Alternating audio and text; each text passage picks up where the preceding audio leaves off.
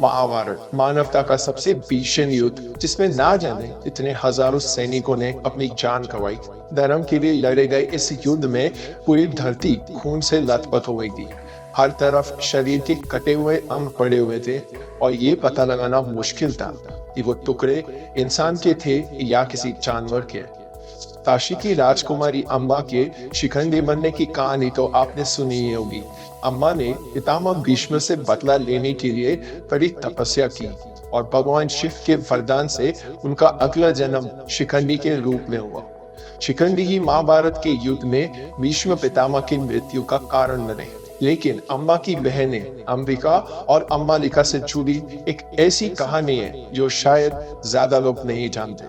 अंबिका और अम्बालिका का विवाह हस्तिनापुर के राजकुमार विचित्रवीर से हुआ था, पर कुछ ही समय बाद एक भयानक बीमारी के कारण उनके पति की मृत्यु हो गई। विचित्रवीर की कोई संतान नहीं थी। उनका वंश आगे कैसे बढ़ेगा? हस्तिनापुर के सिंहासन पर कौन बैठेगा? ये एक और बड़ी समस्या थी।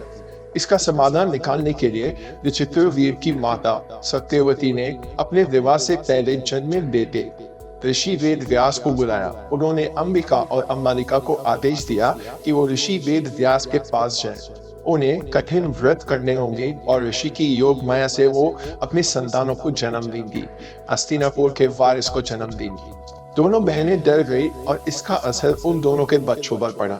जब अंबिका ऋषि के पास गई तो नियोग के समय डर कर उन्होंने अपनी आंखें बंद कर ली थी। वही दूसरी तरफ अम्बालिका नियोग के समय डर से एकदम कमजोर और पीली पड़ गई थी। यही कारण था कि अंबिका के बेटे धृतराष्ट्र जन्म से ही अंधे थे और अम्बालिका के बेटे पांडु बहुत ज्यादा कमजोर पैदा हो गए थे। वेद व्यास ने पहले ही सत्यवती को बता दिया था कि दोनों संतानें कमजोर होगी, इसलिए सत्यवती ने एक बार फिर अंबिका को वेद व्यास के पास जाने को कहा। डर के कारण अंबिका ने इस बार अपनी जगह अपनी दासी परशर्मी को वेद व्यास के पास भेज दिया और उससे कौरवों और पांडवों के चाचा विदुर का जन्म हुआ, जो आगे चलकर कुरुवंश के प्रधानमंत्री बने। अगर वेद व्यास की मदद से धृतराष्ट्र और पांडु का जन्म नहीं होता तो ना ही उनका वंश आगे बढ़ता और ना महाभारत का वो भीषण युद्ध होता। महाभारत के युद्ध के बाद पांडवों ने कई सालों तक हस्तिनापुर पर राज किया था। उसके बाद वो अपना राजपाट परीक्षित को सौंपकर स्वर्ग की यात्रा पर चले गए थे। लेकिन क्या आप जानते हैं कि युद्ध से काफी समय पहले ही एक बार पांडवों की मृत्यु हो चुकी थी। पांडवों के 12 साल के वनवास के कुछ आखिरी दिन द्वैतवाना के जंगल में भीषण गर्मी के दिन और तालाब के किनारे खड़े युधिष्ठिर के सामने जमीन पर पड़े हुए उनके चारों भाइयों के मृत शरीर। एक दिन जब गर्मी के कारण पांडवों को बहुत प्यास लग रही थी, तब नकुल पानी की खोज में एक तालाब के पास जा पहुंचे। उन्होंने सोचा कि पहले खुद पानी पी लिया जाए और फिर अपने भाइयों के लिए पानी ले जाया जाए। लेकिन जैसे ही वो तालाब का पानी पीने के लिए नजदीक गए, उन्हें एक बुलंद आवाज ने रोक दिया। वो एक यक्ष था जिसने नकुल से ये कहा कि अगर उसे इस तालाब का पानी पीना है तो पहले कुछ सवालों के जवाब देने होंगे। पर नकुल इतने प्यासे थे कि उन्होंने उस आवाज को अनसुना कर पानी पी लिया और इसका परिणाम ये हुआ कि पानी पीते ही नकुल की मृत्यु हो गई। जब बहुत समय तक नकुल वापस नहीं लौटे तो उनके भाइयों को उनकी चिंता होने लगी, इसलिए उन्हें ढूंढने के लिए सहदेव को भेजा गया। जब सहदेव तालाब के करीब पहुंचे, नकुल को मृत देख वो एकदम चौंक गए। वो बहुत दुखी थे, लेकिन नकुल की तरह उन्हें भी अपनी प्यास पर काबू नहीं हुआ और वो पानी पीने के लिए आगे बढ़े। उन्हें भी उस आवाज ने प्रश्नों के उत्तर देने को कहा, पर नकुल की तरह इस बार सहदेव ने भी उस आवाज पर ध्यान ना देकर पानी पी लिया और उनकी भी वहीं पर मृत्यु हो गई। इसी तरह अर्जुन और भीम भी अपने भाइयों को ढूंढते हुए उस तालाब के पास पहुंचे और वापस नहीं लौटे। आखिरकार अब युधिष्ठिर की बारी आई। वो उस तालाब के किनारे पहुंचे और उन्होंने देखा कि उनके चारों भाइयों की मृत्यु हो चुकी है। युधिष्ठिर बहुत ज्यादा दुखी हुए और प्यास से उनका गला और ज्यादा सूखने लगा। वो जैसे ही पानी पीने पहुंचे, यक्ष ने उनसे फिर वही कहा, पहले तुम्हें मेरे प्रश्नों का उत्तर देना होगा वरना तुम्हारी भी मृत्यु हो जाएगी। युधिष्ठिर ने यक्ष की बात मानी और उनके सवालों का जवाब देने लगे। आवाज में भी तेज चढ़ने वाला क्या है? मन पृथ्वी से बारीक क्या है? माता आकाश से पिता। इस तरह यक्ष के सभी सवालों का सही जवाब देने में युधिष्ठिर सफल रहे। तो यक्ष ने उनसे खुश होकर ये कहा कि युधिष्ठिर अपने किसी एक भाई को वापस जीवित करवा सकते हैं। अब युधिष्ठिर ने उनसे नकुल को जीवन दान देने की विनती की। यक्ष ने जब पूछा कि वो भीम या अर्जुन को क्यों नहीं चुन रहे जो युद्ध में उनकी विजय हासिल करने में उनकी मदद कर सकते हैं, तो इस पर युधिष्ठिर ने उनसे कहा कि वो खुद कुंती के पुत्र हैं और इसलिए माता माद्री का भी एक पुत्र जीवित होना चाहिए। यक्ष प्रसन्न हो गए और उन्होंने नकुल के साथ भीम, अर्जुन और सहदेव को भी जीवित कर दिया। और फिर यक्ष अपने असली रूप में सामने आए। वो और कोई नहीं बल्कि युधिष्ठिर के पिता धर्मदेव थे, जो अपने पुत्र की परीक्षा लेने आए थे। श्री कृष्ण अर्जुन के सारथी, धर्म के रक्षक और पापियों का नाश करने वाले।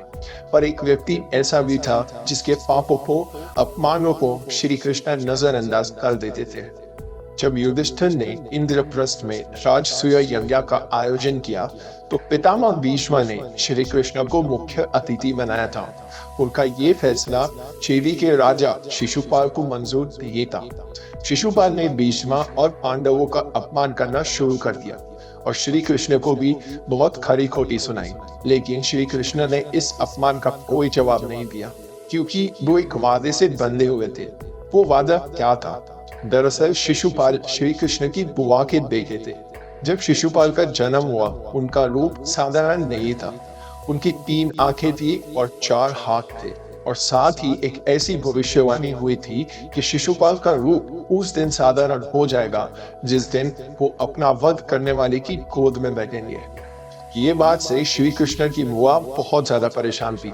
एक दिन जब उन्होंने शिशुपाल को श्री कृष्ण की गोद में रखा, उसी समय उसकी एक आंख और 2 हाथ गायब हो गए। श्री कृष्ण जानते थे कि शिशुपाल का वध उनके हाथों ही होगा। उन्होंने अपनी बुआ से वादा किया कि वो शिशुपाल के किए 100 अपमानों को भी माफ कर देंगे। कई वर्ष बीत गए। शिशुपाल रुक्मणी से विवाह करना चाहते थे, लेकिन रुक्मणी का विवाह श्री कृष्ण से हो गया था। शिशुपाल के मन में श्री कृष्ण के लिए घृणा बढ़ती ही चली गई। उन्होंने कई बार श्री कृष्ण का अपमान किया था और उन्हें हानि पहुंचाने की कोशिश की थी, पर श्री कृष्ण अपने वचन में बंधे थे। उन्होंने हर बार अपने अपमान के बदले कुछ नहीं कहा, लेकिन राजसूय यज्ञ के समय कुछ ऐसा हुआ कि श्री कृष्ण खुद को रोक नहीं पाए। अपमान करते हुए शिशुपाल ने श्री कृष्ण को उनसे लड़ने की चुनौती दी। क्षत्रिय होते हुए श्री कृष्ण इस चुनौती को ठुकरा नहीं पाए। श्री कृष्ण ने शिशुपाल से ये कहा कि उन्होंने शिशुपाल के 100 से भी अधिक अपमानों को बहुत पहले माफ कर दिया था, लेकिन इस बार उन्हें चुनौती देकर शिशुपाल ने सबसे बड़ी भूल की।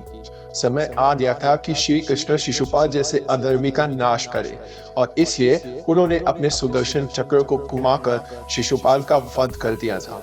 कुरुक्षेत्र के युद्ध के 17वें दिन तक दुर्योधन के अलावा सभी कौरवों की मृत्यु हो चुकी थी।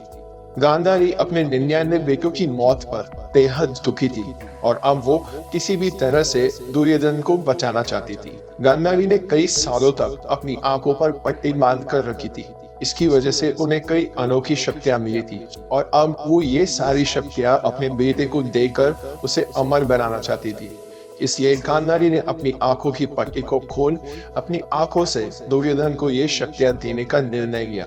उन्होंने दुर्योधन से कहा कि वो बिना वस्त्रों के उनके सामने जाए, लेकिन जब दुर्योधन बिना किसी वस्त्र पहने अपनी माँ के पास जा रहे थे तब उन्हें श्री कृष्ण ने रोक दिया।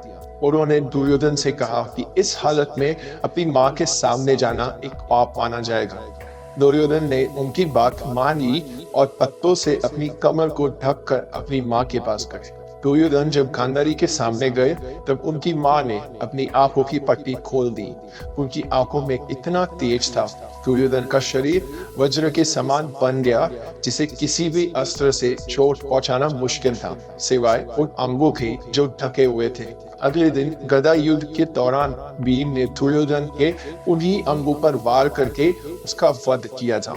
आखिरकार पांडवों की जीत हुई, धर्म की जीत हुई।